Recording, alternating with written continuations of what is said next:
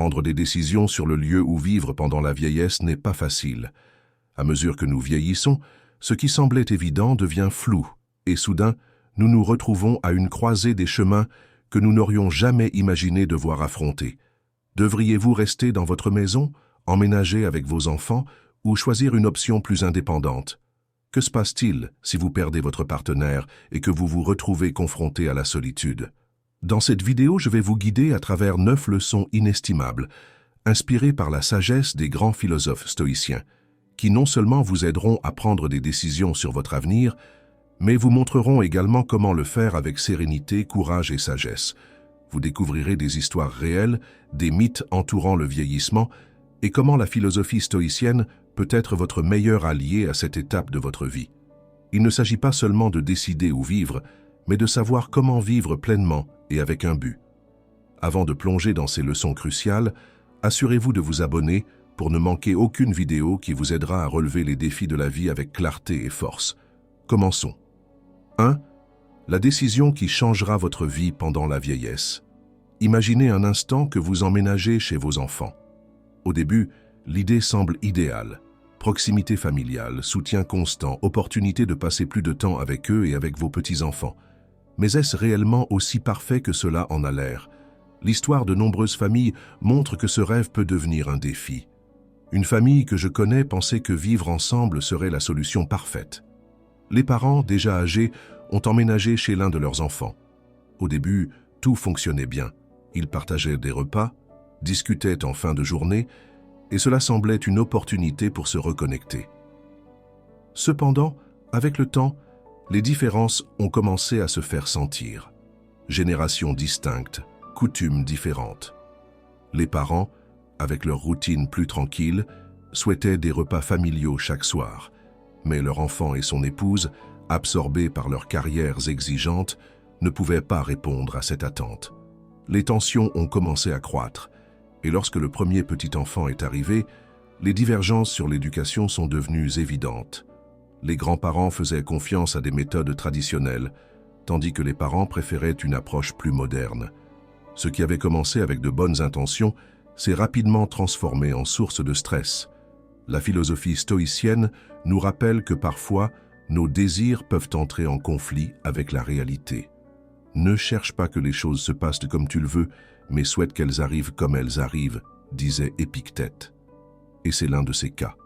Vivre avec vos enfants peut sembler être la solution idéale, mais vous devez être prêt à accepter que la cohabitation entre générations n'est pas toujours facile. De petites frictions peuvent rapidement devenir de grandes disputes lorsqu'il y a des attentes non comblées. Ce que les parents perçoivent comme une opportunité de rapprochement, les enfants peuvent le ressentir comme une intrusion dans leur indépendance. Et ce ressentiment grandit en silence jusqu'à exploser. Alors, est-ce vraiment une bonne idée de vivre avec vos enfants? Cela dépendra de nombreux facteurs. La flexibilité des deux parties, la capacité à s'adapter à de nouvelles dynamiques et surtout l'aptitude à communiquer honnêtement. Ce n'est pas toujours le paradis que cela semble être, mais avec sagesse et patience, cela peut fonctionner. Cependant, il est également nécessaire d'accepter que dans de nombreux cas, la distance peut être la clé pour maintenir l'harmonie. 2. Vivre près de vos enfants, la formule parfaite. Imaginez un instant que vous trouviez une manière d'être proche de vos enfants sans envahir leur espace. Avoir la famille à 2 pas, mais sans partager le même toit. Cette option, qui peut parfois sembler être le chemin le plus solitaire, est pour beaucoup la formule parfaite d'équilibre. Une histoire illustre bien cela. Celle d'Elvira et Thomas, un couple qui a toujours valorisé l'indépendance. Quand leurs enfants ont grandi, ils les ont soutenus pour qu'ils fondent leur propre foyer, tout en restant dans leur maison familiale. Ils ne voulaient pas être un fardeau, ni envahir la vie de leurs enfants. Bien que leurs 2 enfants vivaient dans la même ville, Elvira et Thomas ont veillé à garder leur propre espace. Chaque week-end, la famille se réunissait pour dîner et se tenir au courant, mais durant la semaine, Elvira et Thomas continuaient leur routine indépendante. Maintenir cette distance physique tout en restant émotionnellement proches leur a permis de profiter du meilleur des 2 mondes. Ils avaient leurs proches à proximité, mais conservaient également leur autonomie. Et cette autonomie est essentielle, surtout après 70 ans, lorsque, plus que jamais, l'indépendance devient un pilier de dignité. Les stoïciens ont beaucoup à dire à ce sujet. Sénèque affirmait « Plus tu te retires et t'écartes, plus ta force sera grande ». Cette idée de retrait n'implique pas la solitude, mais bien la force. En vivant près de vos enfants, mais pas avec eux, vous vous donnez la possibilité de garder le contrôle sur votre quotidien, quelque chose qui, avec l'âge, devient essentiel. Il ne s'agit pas seulement de maintenir une routine, mais de préserver cet espace où vous êtes encore vous-même, où vous pouvez encore prendre des décisions par vous-même. Comparé à la cohabitation sous le même toit, cette option vous permet de vivre à votre propre rythme, sans les pressions d'avoir à vous adapter aux habitudes des autres. Au lieu de vous sentir comme un visiteur dans votre propre maison, vous pouvez organiser votre temps comme bon vous semble. Si un jour vous souhaitez passer l'après-midi à lire ou à marcher, vous le faites. Si le week-end prochain vous décidez de cuisiner pour la famille, vous le faites aussi, mais sans vous sentir obligé. Les experts s'accordent à dire que ce type d'arrangement, connu sous le nom de proximité sans cohabitation, réduit les conflits intergénérationnels. En conservant votre espace et votre rythme, vous évitez les frictions quotidiennes qui peuvent user les relations. En même temps, vous restez proche pour ces moments où un soutien est vraiment nécessaire. C'est particulièrement important lorsque l'on parle de l'âge de 70 ans et plus. À cet âge, il ne s'agit plus seulement de cohabiter, mais de préserver son identité, son autonomie et surtout sa tranquillité d'esprit. En choisissant de vivre près de vos enfants, mais pas avec eux, vous vous offrez l'espace pour continuer à évoluer en tant que personne. Vous pouvez développer de nouveaux hobbies, explorer des activités en dehors de la famille et sentir que vous avez encore une vie riche devant vous. À mon avis, c'est l'une des meilleures décisions que vous puissiez prendre. Elle combine la sécurité émotionnelle d'avoir vos proches près de vous avec la liberté de continuer à vivre à votre manière. Vous n'êtes pas complètement seul, mais vous ne dépendez pas non plus de qui que ce soit. Et cette indépendance, ce sentiment de pouvoir vous lever chaque jour et faire les choses à votre propre rythme est inestimable. La véritable clé est l'équilibre. L'équilibre entre être proche et être indépendant, entre demander de l'aide lorsque c'est nécessaire, mais ne pas attendre que vos enfants deviennent vos soignants. Comme l'enseignait Épictète, la liberté, ce n'est pas avoir plus, mais avoir besoin de moins. En choisissant cette option, ce dont vous avez besoin, c'est simplement l'essentiel. Votre espace, votre autonomie et la tranquillité de savoir que, si vous le souhaitez, vous pouvez toujours vous rapprocher de votre famille pour profiter de leur compagnie. Vivre près de vos enfants, mais pas avec eux, n'est pas seulement une solution pratique. C'est un choix conscient pour protéger votre indépendance et votre dignité, tout en continuant à profiter des moments les plus précieux de la vie en famille. 3. Les maisons de retraite ne sont plus ce que vous pensez. L'idée de déménager dans une maison de retraite a longtemps suscité de la crainte. Pour beaucoup, ce choix était perçu comme une sorte de dernière étape, un endroit où les personnes âgées étaient oubliées. Mais cette perception change, et à juste titre. Les maisons de retraite ont considérablement évolué au cours des dernières décennies et représentent aujourd'hui une option attrayante pour ceux qui recherchent une vieillesse paisible, active et surtout indépendante. Imaginez un instant à quel point cette idée a changé. Nous ne parlons plus de lieux sombres et solitaires. Aujourd'hui, beaucoup de ces communautés sont conçues pour offrir le meilleur en termes de qualité de vie, activités quotidiennes, espaces de loisirs, événements sociaux et surtout un sentiment de communauté que beaucoup d'aînés perdent en vivant seuls ou même avec leurs enfants. Prenons l'histoire de Martha, une femme qui, après la mort de son mari, a décidé d'emménager dans une maison de retraite privée. Au début, sa famille s'y opposait, pensant que cela signifiait un abandon et reflétait mal sur eux. Mais Martha, fidèle à son esprit indépendant, a pris la décision seule. Elle savait que rester seule chez elle pendant que ses enfants étaient occupés par leur vie quotidienne ne ferait qu'alimenter sa solitude. En arrivant dans cette communauté, Martha a découvert qu'elle n'était pas seulement entourée de personnes de son âge, mais également d'opportunités pour faire des choses qu'elle avait oublié aimer, cours d'art, promenades en plein air, soirées cinéma, et même des bals occasionnels. Pour la première fois depuis longtemps, elle s'est sentie partie intégrante de quelque chose de plus grand qu'elle-même. Elle a noué de nouvelles amitiés, rencontrer d'autres résidents ayant des histoires similaires et réaliser que la vieillesse n'avait pas à être une période d'attente, mais pouvait être un moment de plaisir. Les maisons de retraite ne sont plus des lieux où la vie s'arrête. Au contraire, elles sont des espaces où la vie continue. La philosophie stoïcienne, en particulier dans les enseignements de Marc Aurèle, nous rappelle de ne pas nous accrocher aux idées préconçues sur ce que doit être une étape de la vie. Le bonheur de ta vie dépend de la qualité de tes pensées, disait Marc Aurèle. Choisir un lieu où vous pouvez vivre entouré de stimuli positifs, d'amitié et d'activité, au lieu de rester piégé par l'isolement, est une manière de cultiver ce bonheur. Mais pourquoi de plus en plus de personnes âgées optent-elles pour cette solution? La réponse est simple, le contrôle et la liberté. Dans une communauté pour personnes âgées, vous pouvez continuer à être vous-même. Vous ne dépendez plus de quelqu'un d'autre pour vos soins, car l'aide est intégrée au système. Vous n'avez pas à vous soucier des tâches ménagères ou de l'entretien, ce qui vous donne la liberté de vous concentrer sur ce qui compte vraiment. Profitez de votre temps. De plus, ces communautés sont conçues en tenant compte de la santé physique et mentale de leurs résidents. Du personnel médical disponible à tout moment à des programmes qui maintiennent le corps et l'esprit actifs, tout est pensé pour que vous puissiez vieillir avec dignité et un sentiment de but. Comparés à l'option de vivre avec vos enfants, les maisons de retraite offrent une indépendance difficile à égaler. Vous n'avez pas à vous adapter au mode de vie des autres, ni à craindre d'être un fardeau. Vous êtes maître de votre temps et de votre espace, ce qui, après 70 ans, devient un trésor inestimable.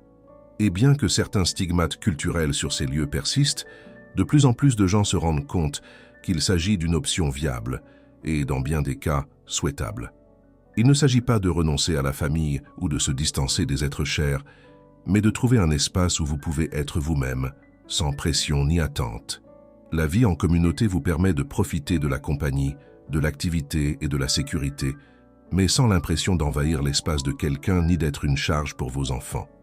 Vous pouvez recevoir des visites régulières, partager des moments importants avec votre famille, tout en sachant que vous avez votre propre espace, conçu spécifiquement pour vous offrir une qualité de vie.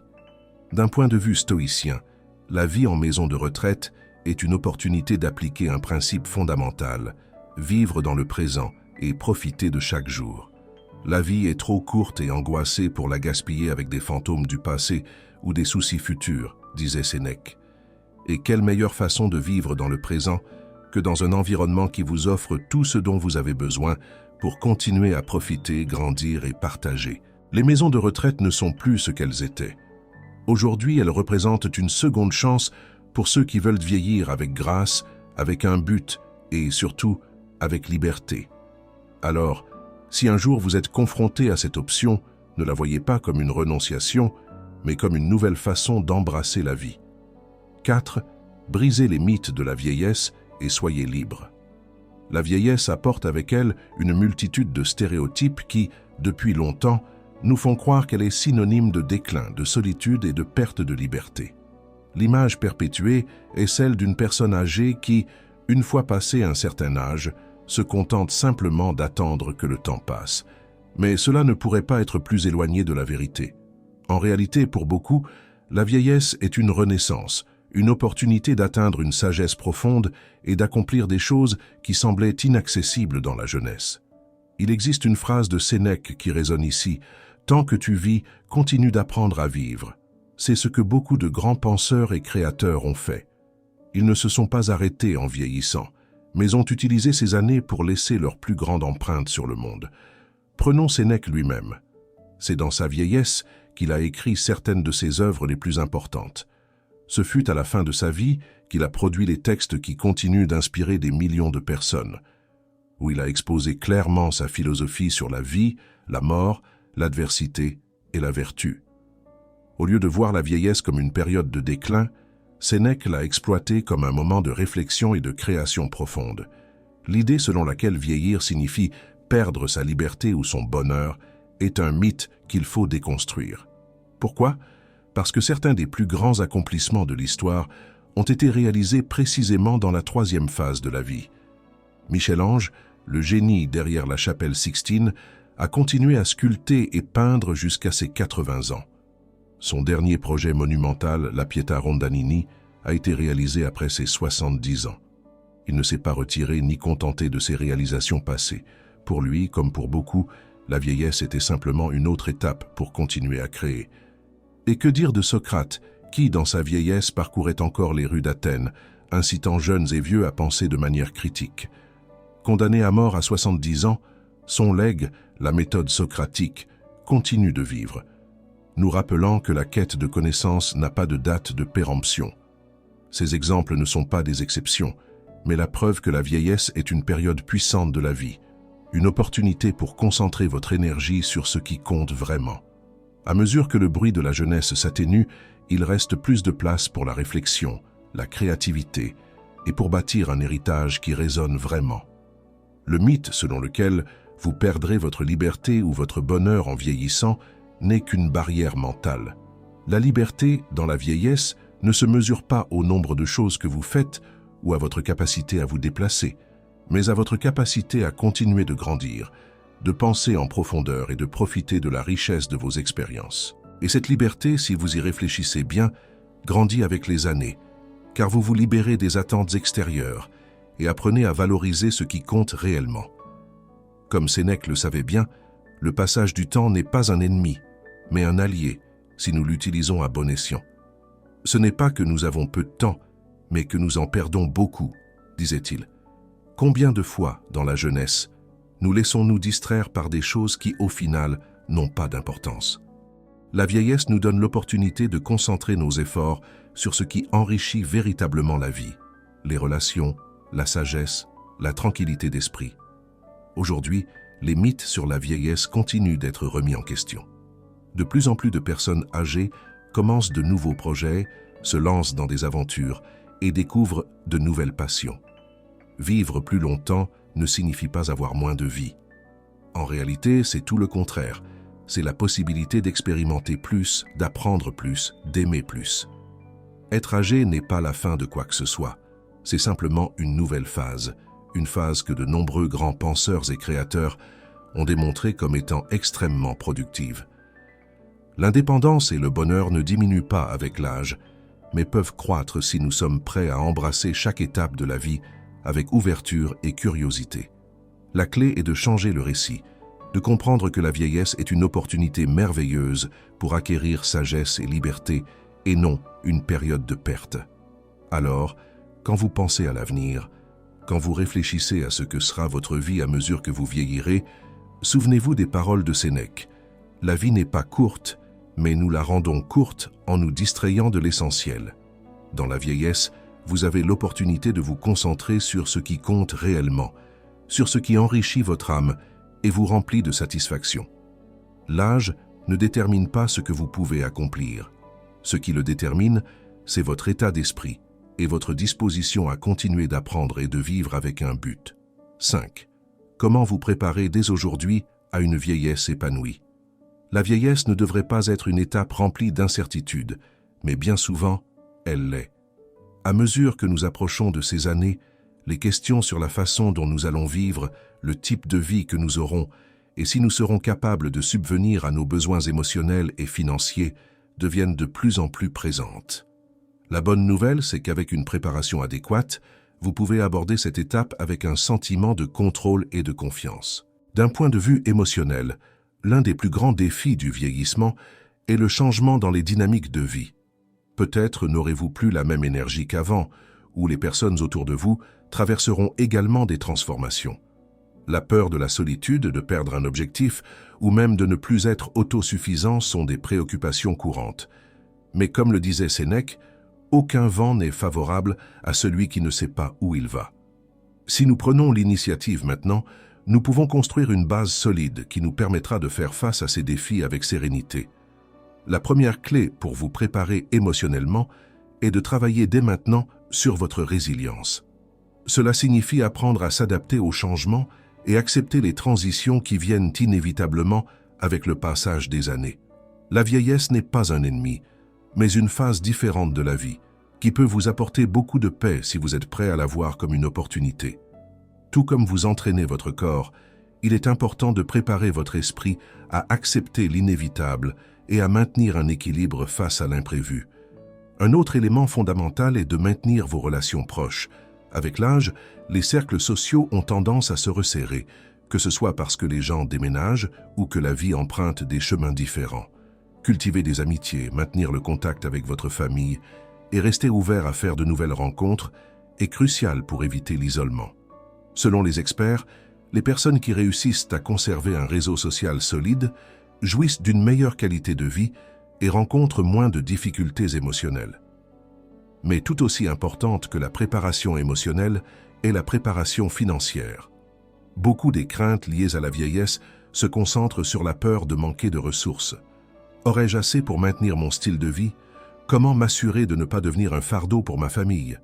Ce sont des questions légitimes, mais elles peuvent être affrontées si vous prenez les bonnes décisions dès aujourd'hui. La première étape consiste à faire une analyse réaliste de votre situation actuelle. Épargnez-vous suffisamment? Si ce n'est pas le cas, il est temps de commencer, peu importe votre âge. Plus vous commencez tôt à épargner pour l'avenir, meilleure sera votre position lorsque viendra le moment de prendre votre retraite. De nombreuses options sont disponibles pour vous aider à planifier. Des plans de retraite aux investissements qui peuvent faire fructifier vos économies en toute sécurité. L'essentiel est d'agir. L'homme qui n'anticipe pas sa vie se retrouve face aux défis sans armes, disait Sénèque. Ici, cela s'applique parfaitement. Se préparer est la meilleure arme que vous puissiez avoir. Il est également important d'avoir un plan financier clair pour votre retraite. Établissez un budget qui couvre vos besoins de base, mais aussi ces petits extras qui rendront votre vie plus agréable. Il ne s'agit pas seulement de survivre, mais de continuer à profiter de la vie. Assurez-vous d'inclure une réserve pour les urgences, ainsi que les éventuels frais médicaux qui pourraient survenir avec le temps. Si vous possédez des biens immobiliers, c'est également un bon moment pour y réfléchir. Beaucoup de personnes âgées choisissent de réduire la taille de leur logement en vendant une grande maison pour s'installer dans un espace plus gérable. Cela peut non seulement réduire les coûts, mais aussi vous libérer des charges liées à l'entretien d'une grande maison. L'argent supplémentaire issu de la vente d'une propriété peut servir de filet de sécurité financière ou vous permettre d'explorer d'autres options de vie plus pratiques. Un autre aspect souvent négligé est l'assurance. À mesure que nous vieillissons, les coûts des soins de santé peuvent augmenter de manière significative et il est crucial d'avoir une bonne couverture. Envisagez de souscrire une assurance soins de longue durée qui vous protégera en cas de besoin de soins prolongés dans le futur. Ce type de couverture peut alléger le fardeau financier, tant pour vous que pour votre famille. En fin de compte, la préparation financière, tout comme la préparation émotionnelle, est un acte de prévoyance. Il n'est pas nécessaire d'attendre que les problèmes surgissent pour agir. Le stoïcisme nous enseigne que la véritable tranquillité vient d'être prêt à toute éventualité. Et c'est cela l'objectif. Arriver à cette étape de la vie sans vous sentir pris au piège par la peur de ce qui pourrait arriver, mais l'aborder avec un sourire en sachant que vous avez pris les bonnes décisions. Au bout du compte, tout se résume à ceci.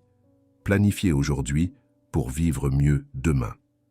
Et cela, financièrement comme émotionnellement, vous donne le pouvoir de créer les conditions d'une vieillesse paisible, épanouie et heureuse.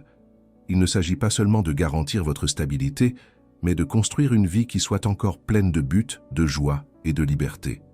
Comme le disait Sénèque, « Vis chaque jour comme si c'était le dernier, mais planifie comme si tu allais vivre pour toujours. » Que pouvez-vous faire dès aujourd'hui pour sécuriser votre avenir? Commencez par ces étapes, et vous verrez comment la confiance remplacera la peur. 6.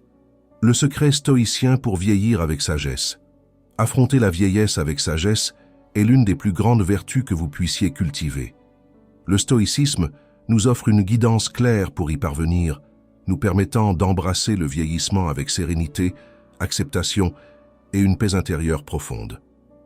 Mais comment appliquer ces principes dans votre vie quotidienne pour faire de cette étape non seulement une période supportable, mais également significative et épanouissante? J'ai condensé ici 19 principes fondamentaux du stoïcisme qui vous guideront vers une sagesse ultime. Si vous avez une feuille et un crayon à portée de main, je vous recommande de mettre cette vidéo sur pause et de noter chacun de ces principes. Cette liste concise sera votre boussole pour vivre une vie vertueuse et sage. Premier, la brièveté de la vie. Rappelez-vous que le temps est notre ressource la plus limitée. Aucune richesse, aucune possession matérielle ne peut vous acheter plus de temps. Vivez donc avec intention, en tirant parti de chaque moment de la vie qui vous reste. 2. La dichotomie du contrôle. Vous ne pouvez contrôler que vos pensées, vos actions, et la manière dont vous réagissez aux défis que la vie vous présente. Tout le reste, les décisions des autres ou les événements extérieurs, laissez-le aller. Ne vous accrochez pas à ce que vous ne pouvez pas changer. 3. La souffrance est optionnelle. La douleur, comme le fait de vieillir, est inévitable, mais la manière dont vous choisissez de la vivre est entre vos mains. Choisissez de ne pas souffrir inutilement. 4. Vivre en accord avec la nature. Acceptez la réalité telle qu'elle est. La vie est pleine de hauts et de bas, et plus vous vous laissez porter par eux au lieu de leur résister, plus vous trouverez la paix. 5. L'autodiscipline est la véritable liberté. La liberté n'est pas de faire ce que vous voulez à chaque instant, mais de contrôler vos impulsions et de prendre des décisions conscientes qui vous rapprochent d'une vie plus épanouie. 6. Une vie sans examen ne vaut pas la peine d'être vécue. Réfléchissez à vos actions et évaluez vos décisions. Dans la vieillesse, cette auto-évaluation peut être une source de profonde satisfaction, car elle vous permet de vivre avec plus d'intention. 7. La gratitude comme antidote au désir. La gratitude est un outil puissant. Avec l'âge, il est facile de tomber dans le piège de regretter ce que vous n'avez pas ou avez perdu. Cependant, si vous vous concentrez sur ce que vous possédez déjà, sur ce que vous avez vécu, vous trouverez une source constante de bonheur. 8. Acceptez l'impermanence. Tout, des possessions matérielles à la jeunesse, est transitoire. Accepter ce fait vous permettra de lâcher prise sur ce dont vous n'avez plus besoin. 9. Les relations comptent. Cultivez les connexions précieuses qui vous ont accompagné tout au long de votre vie. Bien que la vieillesse puisse apporter de la solitude, les relations significatives offrent réconfort et compagnie. 10. Le bonheur se trouve dans le présent. Cessez de regretter le passé ou de vous inquiéter pour l'avenir. Vous n'avez que ce moment, ici et maintenant. Vivre pleinement dans le présent est l'un des secrets pour une vieillesse paisible et heureuse. 11. Chaque difficulté est une opportunité. Les difficultés que vous rencontrez, qu'elles soient physiques ou émotionnelles, sont des occasions de grandir et d'apprendre. Chaque obstacle est un maître déguisé. 12. Évitez les commérages et les comparaisons. Concentrez-vous sur l'amélioration de votre propre vie au lieu de vous distraire avec celle des autres. Ne vous comparez pas aux autres, surtout dans la vieillesse. Chaque chemin est unique. 13. La sagesse est le plus grand bien. Plus vous apprenez et appliquez ce savoir dans votre vie quotidienne, plus vous vous sentirez libre. La sagesse vous permet de prendre des décisions alignées sur ce qui est juste, sans vous laisser influencer par les opinions des autres. 14. Cultivez la tranquillité. La paix véritable vient de l'intérieur. Peu importe ce qui se passe autour de vous, l'essentiel est de savoir comment gérer vos pensées et émotions internes. 15. Détachement et simplicité. La clé d'une vie paisible est de ne pas s'attacher aux choses matérielles ou aux résultats. Simplifiez votre vie pour trouver la clarté et la paix que vous recherchez. 16. Effort et résultats. Parfois, on pense qu'à un âge avancé, il n'est plus nécessaire de fournir des efforts. Mais tout ce qui a de la valeur dans la vie demande un effort. Continuez à travailler sur votre croissance personnelle et sur vos relations significatives. 17. Le bonheur est un choix. Ce n'est pas ce qui vous arrive qui détermine votre bien-être, mais la manière dont vous choisissez d'y répondre. Vous avez le pouvoir de décider comment vivre chaque jour, quelles que soient les circonstances. 18. Persévérance. La constance est essentielle. Même lorsque les choses deviennent difficiles, continuez d'avancer. Dans la vieillesse, chaque petit effort vous rapproche d'une vie épanouie. 19. Soyez courageux. La peur peut apparaître à tout âge, mais dans la vieillesse, il est fréquent d'avoir peur de l'avenir ou de l'inconnu. Cependant, c'est en affrontant ces peurs avec courage que vous vous développez et grandissez en tant que personne. 7. Ce que vous ne devez jamais faire après avoir perdu votre partenaire. Perdre un conjoint est sans doute l'un des moments les plus douloureux que vous puissiez traverser dans la vie. Cette personne qui a partagé tant de moments avec vous, qui a été à vos côtés dans les bons et les mauvais jours, n'est plus là. Et soudain, la vie semble vide. Le deuil est inévitable, mais il existe des façons de le surmonter pour éviter de rester piégé dans cette douleur pour toujours. Aujourd'hui, je veux vous parler de 3 choses que vous ne devez jamais faire lorsque vous perdez votre partenaire. Car bien que la douleur soit réelle, il existe des chemins pour avancer. La première chose à ne jamais faire, s'immerger dans la douleur trop longtemps. Ressentir de la douleur est totalement naturel. Vous devez pleurer, vous permettre d'être triste, voire en colère. Mais lorsque cette douleur devient une prison, lorsque vous vous y accrochez et en faites une partie de votre identité, elle commence à vous détruire.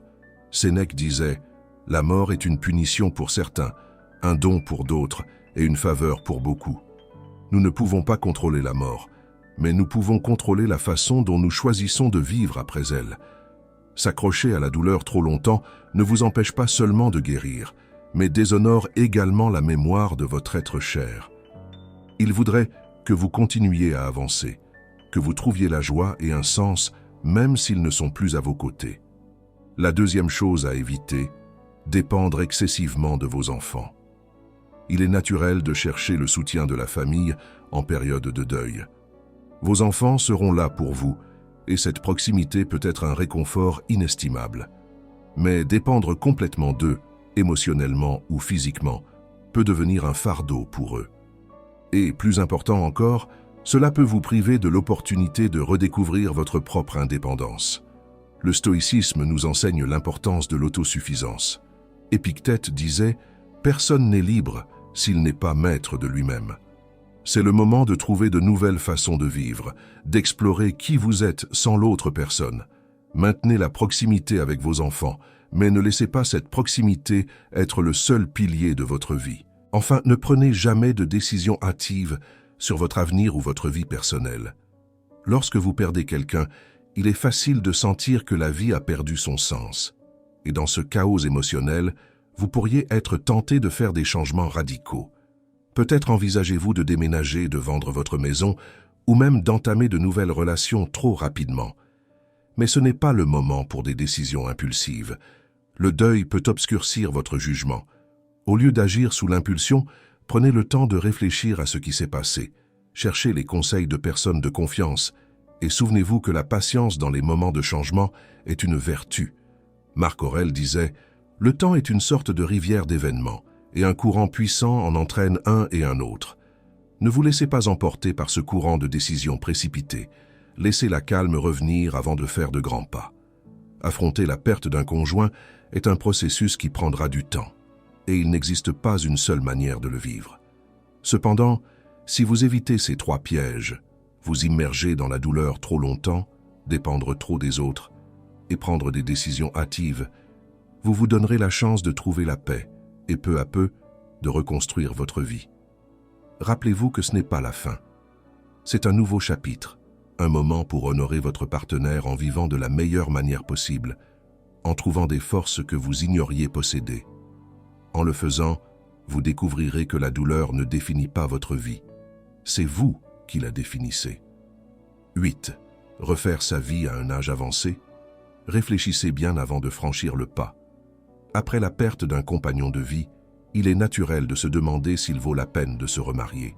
L'idée de trouver quelqu'un avec qui partager les dernières années peut être réconfortante. Mais avant de prendre cette décision, il est important de réfléchir profondément à ce que cela implique vraiment. Est-ce la meilleure option pour vous? Quels défis émotionnels et financiers peuvent surgir en entamant une nouvelle relation? Se remarier à un âge avancé apporte sans aucun doute des récompenses. Cela peut être une source de compagnie, de soutien émotionnel et même de renouveau. Cependant, cela peut aussi ouvrir la porte à des défis inattendus. Les relations à cette étape de la vie ne ressemblent pas à celles de la jeunesse. Nous arrivons avec toute une vie d'expérience, d'habitudes et de coutumes bien ancrées. S'adapter à une autre personne peut s'avérer plus difficile qu'il n'y paraît. De plus, il existe des risques financiers souvent ignorés au départ. Si vous vous remariez, Des complications liées aux héritages, aux propriétés et aux décisions médicales peuvent survenir, ce qui peut engendrer des tensions familiales et juridiques. Mais au-delà des défis pratiques, il y a une question fondamentale que vous devez considérer. Au lieu de consacrer toute votre énergie, votre temps et vos ressources à une nouvelle relation, peut-être que ce moment de votre vie est idéal pour vous tourner vers vous-même. Pourquoi ne pas profiter de cette étape pour cultiver une relation plus profonde avec vous-même? Après des années passées à prendre soin des autres, que ce soit un conjoint, des enfants ou des petits-enfants, nous oublions souvent comment apprécier notre propre compagnie. C'est peut-être le moment parfait pour redécouvrir qui vous êtes sans dépendre émotionnellement de quelqu'un d'autre. Une histoire inspirante. Antonio et sa passion retrouvée.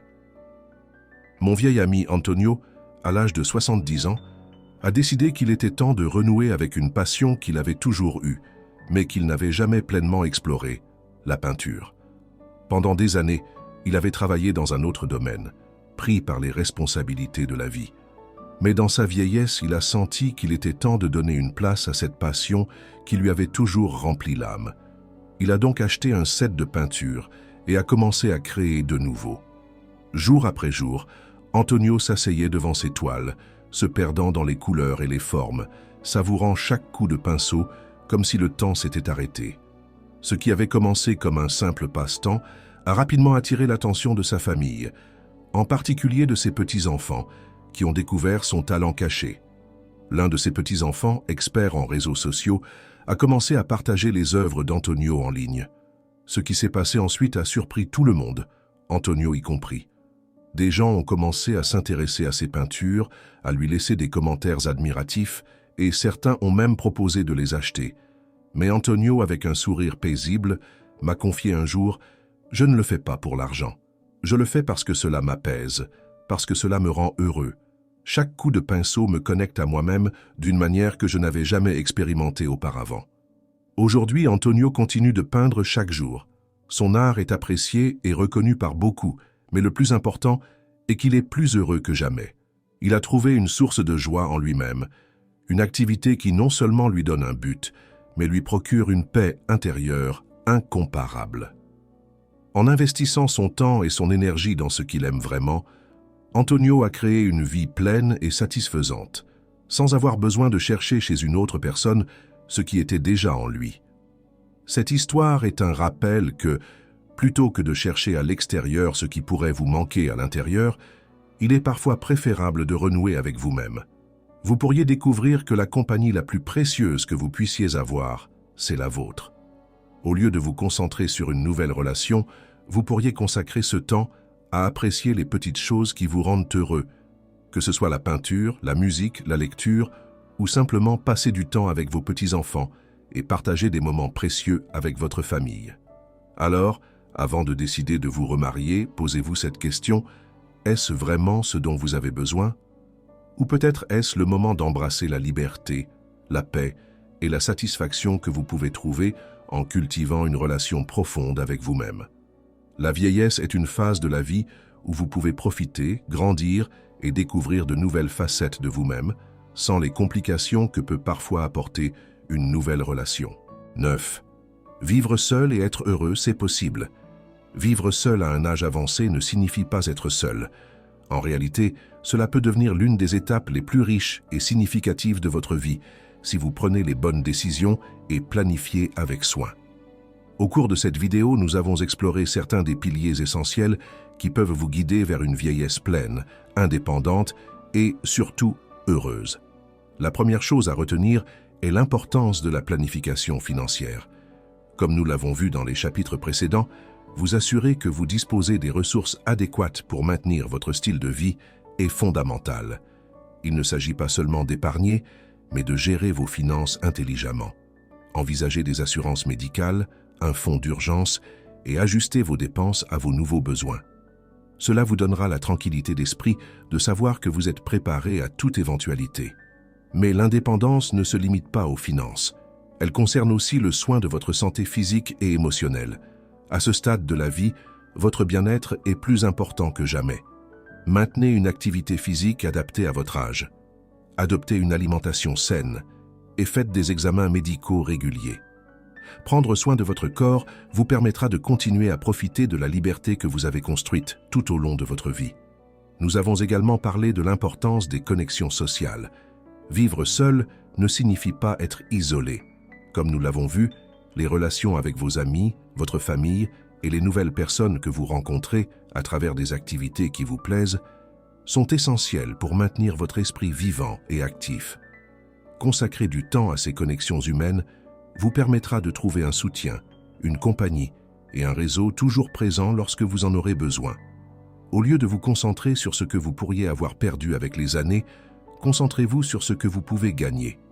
En vivant seul, vous avez l'opportunité de consacrer plus de temps à vous-même, de reprendre des passions peut-être oubliées, comme Antonio et sa peinture, ou toute autre activité qui vous remplit de satisfaction.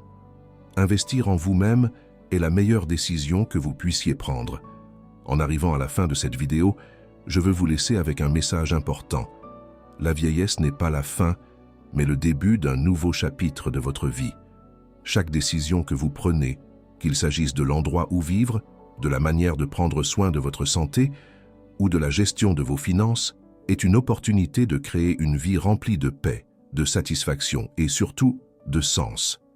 Il est facile de se laisser emporter par les stéréotypes qui nous disent qu'en vieillissant, tout devient plus difficile. Mais ce que nous avons vu ici, c'est que vous pouvez prendre le contrôle de cette étape de votre vie et la transformer en un moment de croissance, de connexion et de joie. Chaque jour est une nouvelle opportunité d'apprécier, de vivre en accord avec vos valeurs et de continuer à apprendre. Si vous avez apprécié cette vidéo, je vous invite à partager dans les commentaires un conseil ou une leçon que la vie vous a appris. Votre expérience pourrait être exactement ce dont une autre personne a besoin aujourd'hui. Ensemble, nous pouvons continuer à construire une communauté où nous nous inspirons et nous aidons mutuellement à améliorer nos vies.